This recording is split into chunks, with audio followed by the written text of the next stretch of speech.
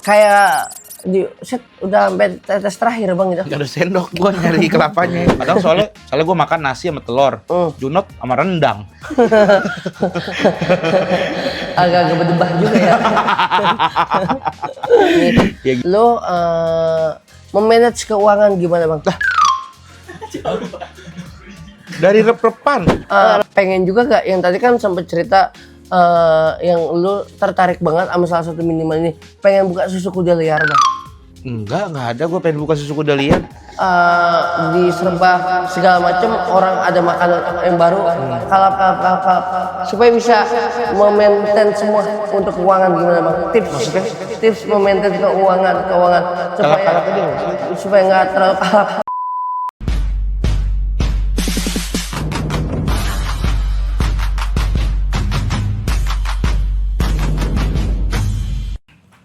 Bang, Ya.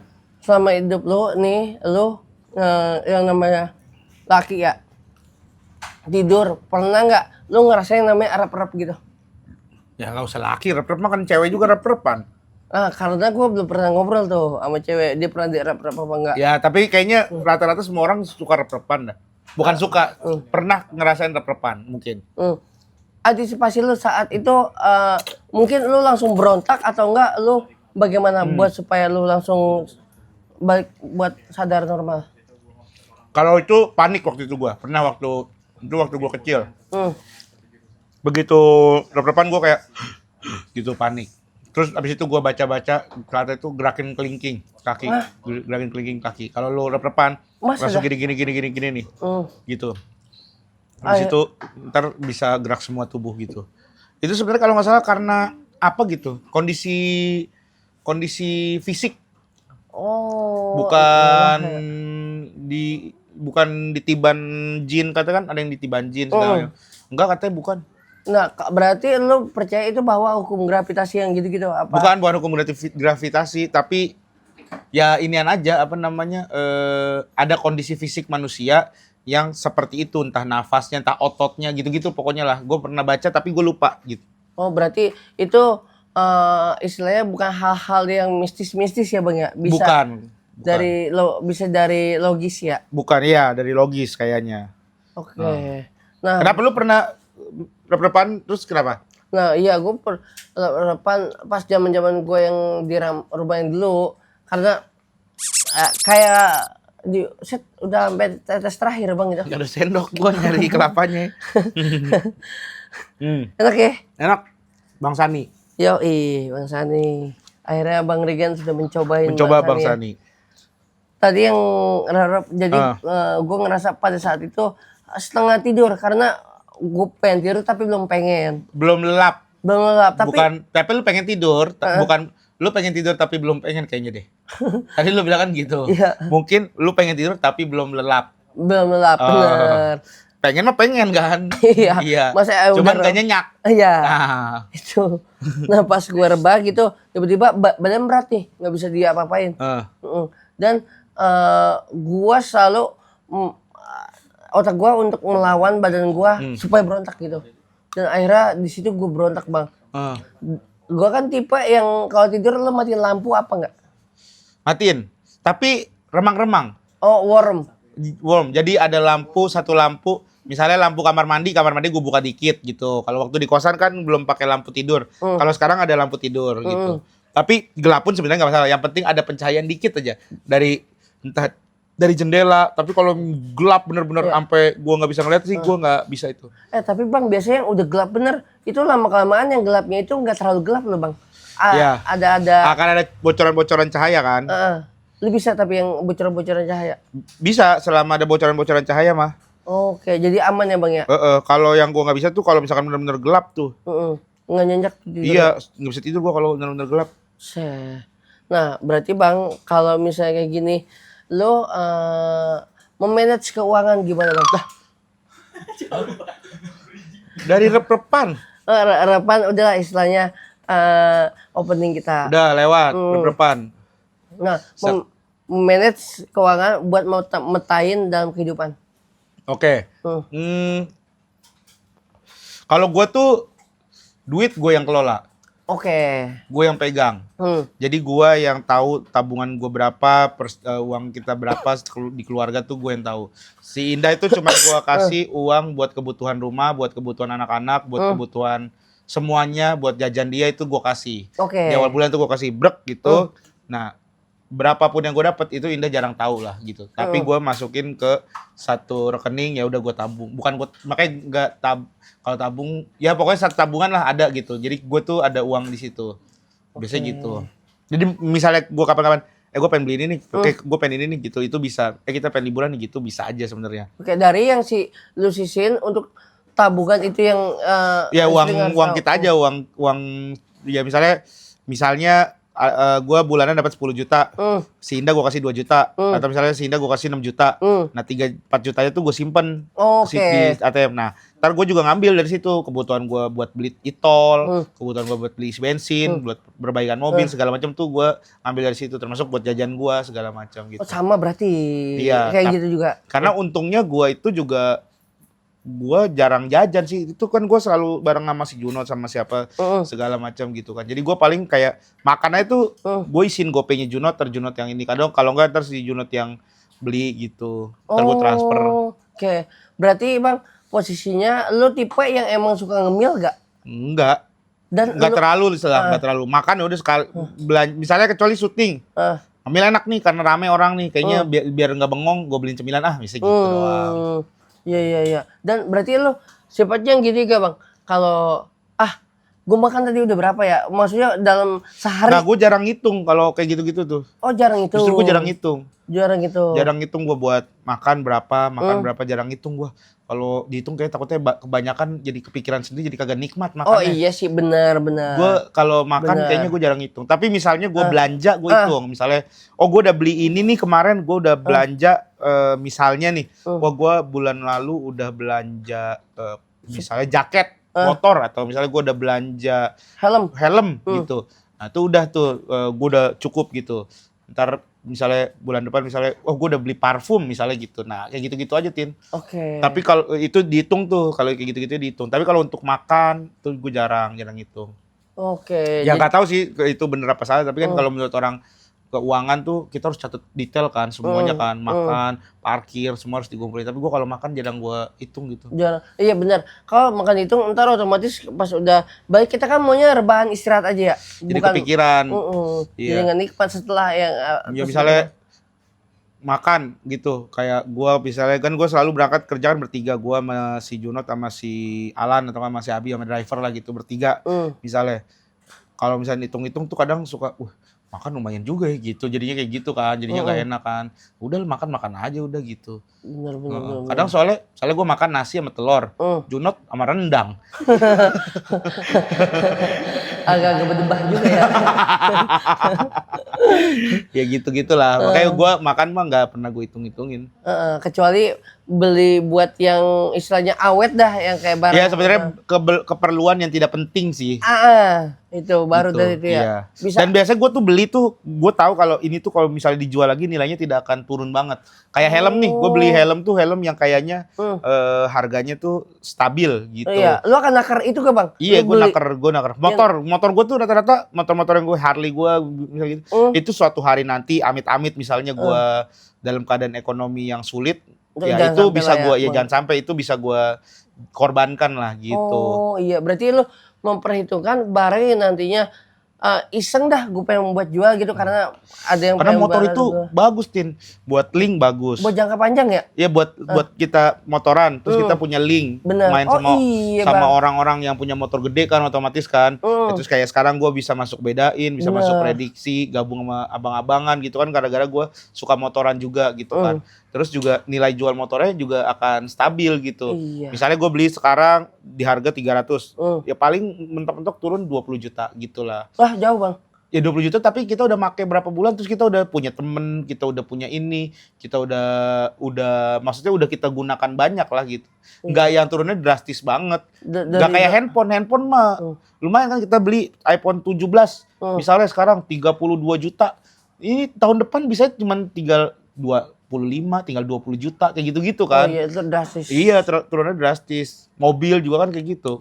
Makanya kalau mobil-mobil yang ini kayaknya enggak deh gua. Wah, mobil ini lagi balapan banget ngeluarin baru Iya, lagi. makanya ada yang baru lagi, harga yang lama turun, keluar yang baru lagi, lama turun. Jadi invest di kayak gitu-gitu nggak bagus. Iya, kalau gue pikir-pikir motor yang emang buat anak motor jalan kayak gitu jarang untuk update gitu ya bang ya, yang cepat itu ya.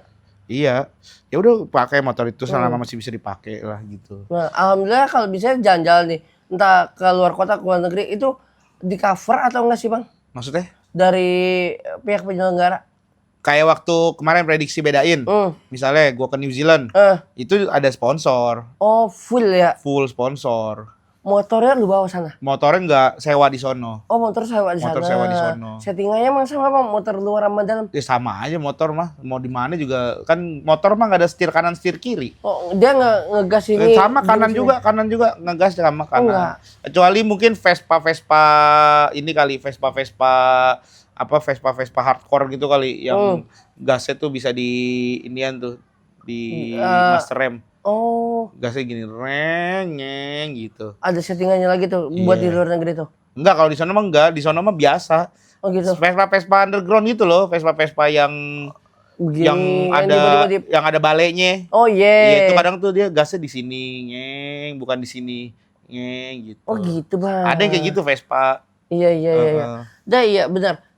Berarti lu menginvest si motor ini berguna banget. Bukan hanya lu pakai tapi linknya ya. Linknya juga bagus. Main motor tuh menurut gua kita bisa punya circle yang bagus lah, yang baik lah. Gitu kayak misalnya gua diajak motoran sama siapa gitu. Kayak waktu itu gua motoran tiba-tiba ketemu sama pengusaha ini, gitu-gitu. Kalau motor tuh bang ya. Iya gitu. Akhirnya, nah dari situ perkumpulan lu pernah lu ngisinya di gua ada sempet ya? Enggak atau sih, ngasih? belum sih. Karena sebenarnya justru bukan ke arah situ sih, tapi gua bisa belajar sesuatu hal yang baru aja gitu. Kayak gua ada teman motoran tuh partnernya Arif Muhammad namanya Wigi, yaitu yang punya Dewa Motor. Nah, tuh gua ngobrol sama dia soal bisnis, gimana membangun bisnis. Terus gua sama Untung Putro, Mas Untung, tuh gue belajar soal bisnis gitu-gitu. Ya paling real ya gue temenan sama abang-abang prediksi sama abang-abang pedain sama Pak Aji gitu-gitu kan juga gara-gara gue suka motor, mereka suka motor gitu. Akhirnya ketemu titik tengahnya. Iya, sama Ko Irwan gue bisa akhirnya punya usaha cuci motor juga kan gara-gara ya gue suka motor gitu. Yang di Bintaro usaha apa bang? Cuci salon motor. Yang samping nasi goreng ya kalau Nasgero. Nasgero, iya dekat situ, LCC ya. Dekat situ. Nah itu di situ berarti lu usahanya gara-gara ini motor? Ya gara-gara motor juga gitu. Gue pengen punya hobi, biar parkiran juga punya, terus biar gue ada tempat nongkrong ya udah gue bikin itu. Oke, lu kadang ngecek sono bang? Jarang sekarang, udah jarang. Kayaknya udah mau gue tutup juga itu. Enggak gara-gara? Udah gue mau tutup. Sewa rukonya mahal. Buset. Iya, naik terus. Dulu bang, maksudnya nggak bisa stabil ya? Dia nggak bisa, pasti ada kenaikan. Ya kan ngikutin macam-macam kan, harga barang naik, terus juga kadang tuh yang punya ruko ngeliat wah ini rame nih kayaknya dinaikin deh gitu. Dia ngeliat itu juga ya? Ya mungkin ada kayak gitu-gitunya. Menurut lu naiknya rese apa naiknya normal? Naiknya sih sebenarnya normal, cuman gue secara hitung-hitungan kayaknya belum masuk. Oh belum masuk, iya. Akhirnya tutup. Kayaknya gue kayak nanti gue tutup atau nanti gue bikin rumahan. Misalnya gue sewa rumah di Bintaro, gue home care aja. Oh home care. Iya. Nah berarti bang pengen juga gak yang tadi kan sempat cerita yang lu tertarik banget sama salah satu minimal ini, pengen buka susu kuda liar bang? Enggak ada, gue pengen buka susu kuda liar. Enggak ada. Di Bima ada kan? Ya di Bima ada. Cuman di Jakarta itu gue nggak tahu cara dapetnya gimana. Karena kalau di Bima itu langsung dari kudanya. Wah susah dong bawa ke sini. Ya di sini nggak. Ya kalau misalkan udah dibawa di sini mungkin akan ada 2 hari atau 3 hari jalan, mungkin nggak fresh lagi. Atau sebenarnya juga ngelihat marketnya lah. Kita kan kalau misalkan mau berbisnis tuh harus ngelihat nih banyak nggak sih orang yang cari barang ini gitu. Kalau misalnya kita bikin doang karena nggak ada yang jual, tapi ternyata kenapa orang nggak jual? Mungkin gara-gara nggak ada yang mau beli. Jadi ngapain kita bikin? Oh iya gitu. Iya. Bener, coffee shop, kenapa banyak orang bikin coffee shop? Karena banyak orang ngopi, ya kan? Banyak orang nyari tempat nongkrong. Kita ngopi yuk, kita nongkrong di tempat kopi yuk, gitu. Gue kerja di tempat kopi aja lah gitu. WF WFH. H, WFC, WFO, bukan WFC office, WF, coffee shop, apa? WFC. WFO. Work from office. WFC, coffee shop, work from coffee shop, work from cafe, Oh, ya kan? ada WFC juga. Ada gitu. Usah. Berarti Bang, nah Bang menurut ente yang berpeluang untuk dijadikan usaha di Indonesia tapi nggak mainstream. Yang berpeluang di Indonesia tapi nggak mainstream. Berpeluang, wah ini keren nih. Kok terobosan sih gitu? Ah, kok terobosan? Terobosan yang orang jarang pakai. Apa ya? Kok jadi terobosan gitu? Wah nggak tahu sih gue. Tapi kalau gue saat ini kalau misalnya gue punya modal, kayaknya gue bisnis F&B sih. Oh, makanan. Makanan tuh nggak usah yang ribet-ribet, makanan rumahan aja. Kan bini bikin rendang. Ya misalnya mertua gue kan hobi masak, masakannya kan enak gitu. Kayaknya itu aja gue berdayakan kalau misalkan emang gue ada modal ya. Karena bisnis F&B itu F&B itu lumayan cepat balik modalnya. Beneran Bang itu? Iya beneran, dan sustainnya tuh kalau misalkan makanan rumahan tuh insya Allah sustain lah, insya Allah bakal bertahan lah. Iya gitu. Iya. Kalau lu main makanan viral, makanan FOMO itu emang agak cepet. Kayak Skepamilo. Ya kayak gitu-gitu, misalnya apapun lah gitu, kue-kue segala macam. Kalau makan rumahan kayak taburai gitu kan, iya, tidak itu pernah. kebutuhan ya? Iya. Terus nasi makan warung Padang gitu-gitu. Itu kan udah makanan gampang dan aman ya orang-orang lah. Gitu. Oke, berarti kayaknya gue sih itu ya. Berarti nih ada kepikiran ini kan oke lah, maksudnya break dulu. F&B akan mau dijalanin lagi? Ya belum tahu lah insya Allah. Karena gue kemarin gue tidak mengerti bisnisnya. Itu. Karena F&B itu lu harus ngerti bisnisnya. Karena percuma lu punya resep yang enak kalau lu tidak mengerti bisnisnya. Percuma lu punya makanan yang enak gitu, lu punya konsep yang bagus, tapi kalau lu nggak ngerti bisnisnya, lu nggak ngerti strateginya, itu sama aja bohong, Tin. Makanya banyak orang-orang di daerah itu punya masakan-masakan yang enak, tapi dia tidak bisa sekaya pengusaha-pengusaha makanan lainnya gitu ya, untuk melanjutin hidup aja lah gitu. Padahal mie ayamnya sehari bisa laku berapa ratus piring, berapa ratus mangkok gitu. Ya oke lah dia ada gitu uangnya, tapi tidak bisa melebarkan sayapnya lebih luas lagi, lebih besar lagi gitu. Nah bisnis F&B itu trikinya di situ tuh. Makanya banyak tuh orang-orang yang punya ide, dia punya modal, dia punya ini, dia kerjasama sama artis yang punya konsep gitu. Ya kayak si Pras Teguh sama Mas Danang, ada Mas Danang yang bikin taburai gitu kan.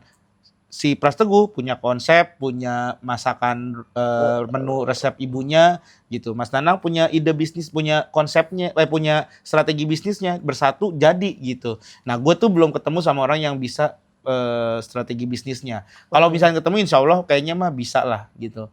Oke, berarti kepengenan ada obrolan sama Mas Danang? Ya nggak tahu, gue nggak tahu Mas Danang, nggak tahu siapa. Sebenarnya Mas Danang juga udah pernah ngajakin ngobrol. Udah pernah. Ayo kapan Jen kita ngobrol gitu. Cuman guanya emang masih belum terlalu karena ya masih ada ketakutan lah gitu. Oh iya, karena iya ya, gambling nggak sih? Gambling. Benar ya, gambling ya. Gambling. Sebenarnya ada tuh waktu itu teman gue tuh pernah ngobrol gue. Dia katanya yang paling ini tuh adalah bisnis maintenance Indomaret, Alfamart dibilang. Maintenance? Jadi misalnya itu kan punya swasta Bang ya? Itu kan ya ada orang yang ini kan. Tapi ada orang yang apa namanya franchise kan, iya, franchise gitu. Nah katanya tuh kalau misalnya kita bisa kita bisa bikin jasa dan bisa dipercaya sama beberapa cabang Indomaret buat ngurusin aja, misalnya kerusakan apapun gitu. Ya genteng bocor, kamar mandi, rak segala macam tuh, itu misalnya bisa aja tuh sih katanya lumayan buat jadi ladang usaha juga tuh dibilang gitu. Iya karena kita nggak punya barangnya tapi bisa karena jasa. Kalau jasa tuh adalah bisnis paling mudah sebenarnya. Paling mudah cuan.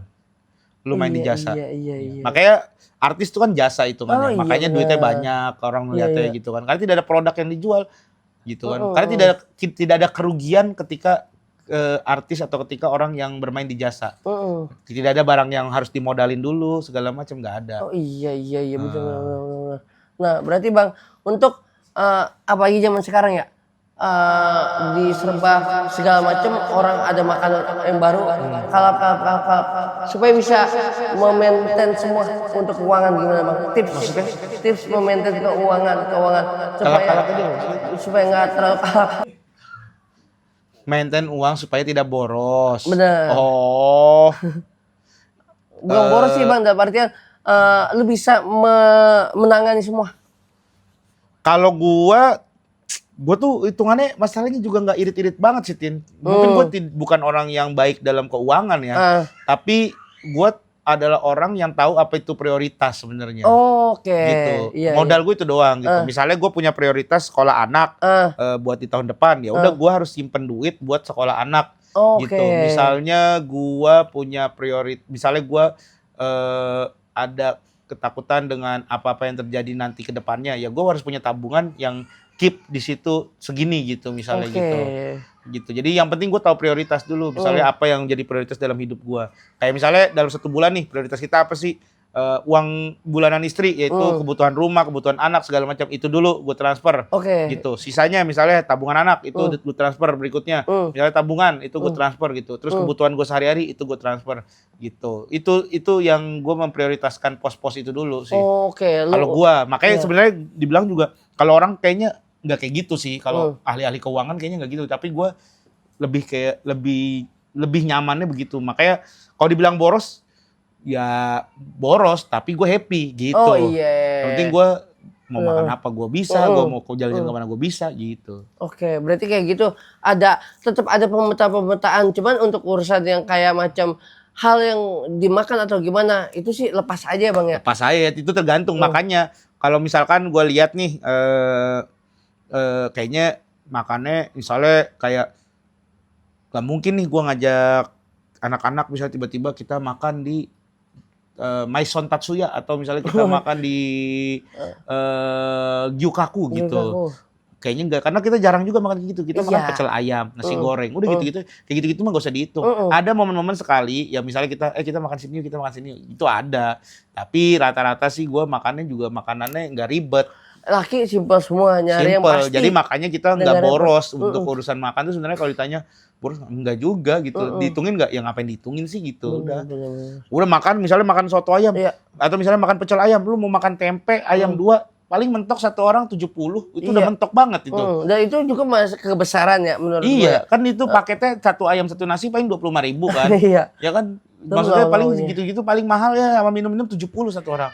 Ya udahlah nggak apa-apa 70.000 satu orang. Istilahnya.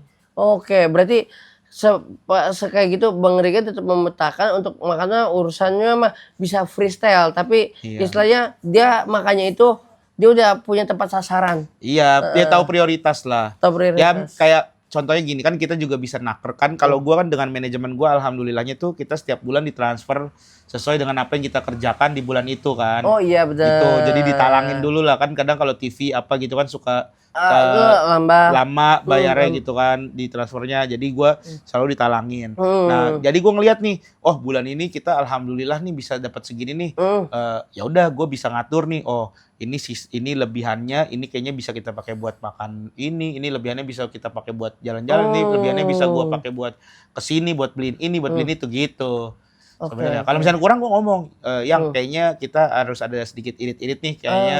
Kemarin misalnya contoh rata-rata gara-gara misalnya gue habis film, nah itu kan ada promo tuh. Nah promo itu kan kadang kita lumayan makan waktu kan, tapi itu kan kewajiban. Misalnya jadinya kita tidak banyak syuting arisan gitu. Kayak waktu itu gue jarang syuting arisan karena gue banyak titik-titik promo. Waktu itu gitu sempat. Ya kan. Nah itu kan secara keuangan mungkin itu tidak sebesar bulan-bulan lainnya yang gue ada syuting gitu. Nah ya itu paling gue ngasih tahu yang kayaknya kita agak sedikit irit. Jadi kemungkinan ada beberapa hal yang mungkin kita nggak harus lakukan seperti di bulan-bulan biasanya. Berarti intinya yang prioritas tetap kewajiban dijalanin. Iya, yang penting prioritas ini misal 3 pos ini udah aman, udah gitu. Yang topping-toppingannya masih bisa di-handle-nya dengan cara dibatasi, tapi tetap masih bisa kekontrol gitu ya Bang ya. Komunikasi lah sama istri. Komunikasi. Ngobrol. Oke. Wah, inilah tips dari Bang Rigen dengan cara freestyle. Dustin keuangan. Dustin. Anjay. Dengan dengan cara memanage duitnya seperti itu, dan silakan misalnya ada yang mau menyontoh Bang Regen, boleh. Jangan, nggak usah. Contoh aja banyak itu ahli-ahli keuangan kayaknya. Yuda Keling bagus, Yuda Keling. Iya, Yuda Keling bagus ngatur keuangannya. Gua beberapa kali kayak nonton Yuda Keling, nonton ahli keuangan gitu-gitu ya. Gue coba ke istri gue puyeng. Terus dia tersinggung kadang. Istri tuh misalnya gue transfer misalnya segini gitu. Terus berapa hari kemudian dia yang kayaknya aku kurang nih kemarin kepake gini-gini. Terus gue tanya atau misalnya yang boleh minta tolong transfer lagi nggak? Aku kayaknya uang bulannya kurang misalnya gitu. Iya. Nah terus misalnya gue cuma nanya gini dong, emang kemarin emang duitnya dipakai apa gitu? Itu bisa tersinggung tuh. Iya sih. Istri tuh. Bener-bener hal yang udah dikasih ntar dia akan bingung ya. Iya maksudnya gitu. Bener. Terus misalnya kita suruh catat ya kadang dicatat gitu. Tapi kalau untuk detail tuh kadang dia puyeng. Iya. Kalau orang kan kadang ada yang sampai misalnya dia hari ini keluar, malam tuh dia ngumpulin tuh struk-struk apa segala macam dicatetin gitu. Nah itu kan repot lah gitu. Iya, bukan kita berdua karena kita berdua bukan orang yang sedetail itu. Wah, emang ada orang kayak gitu, tapi ada orang kayak gitu. Puyeng sih yang ya puyeng tapi mereka nyaman, tabungannya jadi banyak gitu. Jadi mereka hidup juga mungkin lebih tenang karena punya tabungan yang lebih banyak gitu. Ada nilai plus minusnya lah. Punya skill sendiri-sendiri lah ya. Iya. Yang soal keuangan maunya gimana ya. Iya. Bang Radit kan tuh, wah gila ngatur keuangannya gila banget dia. Dia oke banget ya menurut gua. Kemarin gua tanya juga soal gitu. Iya. Gitu. Dia gimana dia? Dia oke banget. Apa dia jawabannya? Jawabannya intinya dia, nah kayak misalnya lu punya duit misalnya 1M. Nah jadi lu kalau ngeluarin sebulannya misalnya lu ngeluarin 100 juta. Enggak sampai 100 juta, lu akan bisa hidup beberapa tahun dengan 1M lu itu nggak habis-habis. Itu ada kayak gitu. Dia menurut gua, oh iya ya benar juga ya. Kalau misalnya jadi dia punya tabungan 6 buat jaga-jaga 6 bulan gaji lu yang setiap bulan. 6 bulan gaji lu? Misalnya jadi dia punya tabungan untuk hidup selama 6 bulan ke depan. Kalau lu nggak gajian. Nah, iya. Misalnya lu bulanannya 100 juta. Nah, dia tuh punya tabungan 600 juta. Iya gitu. Oh. Iya. Karena kebutuhan lu akan terlihat kan per bulan sekian tuh. Iya, sebenarnya gue juga udah ada lah kelihatan sebenarnya bulanannya berapa gitu. Iya. Iya kayak gitu. Dan oke banget ya menurut gue ya, masuk akal juga ya. Kalau cara-cara keuangan dia gitu ya. Iya bener, cara-cara keuangannya. Ya makanya kalau gue mungkin ya itu dari barang-barang kendaraan kali gue. Dari kendaraan yang gue punya, dari apa barang-barang yang gue punya gitu. Untuk kalau amit-amit misalnya emang gue lagi tidak punya pemasukan ya itu aja dulu deh dicicil-cicil, dikeluarin aset-aset gitu. Gitu. Iya.